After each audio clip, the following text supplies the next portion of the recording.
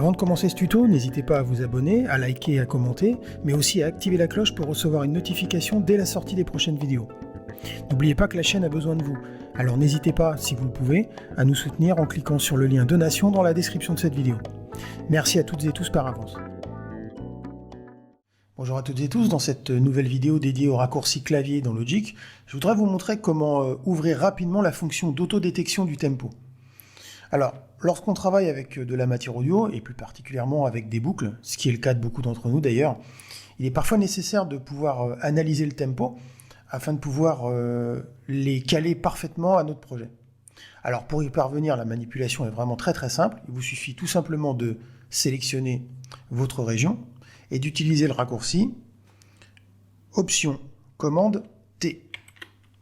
Et automatiquement, on voit qu'une petite fenêtre apparaît.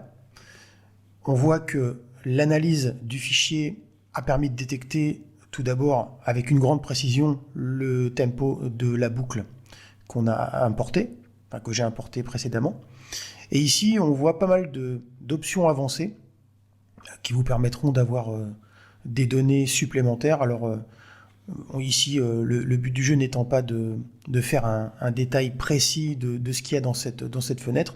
D'ailleurs, les options sont relativement parlantes. Sachez néanmoins que différentes possibilités s'offrent à vous. Vous pourrez par exemple écrire les informations de tempo dans le fichier audio, utiliser un tempo moyen, déplacer les régions sur les temps si vous aviez plusieurs régions de sélectionner, etc., etc. Donc une fonction très pratique, que j'utilise assez souvent d'ailleurs.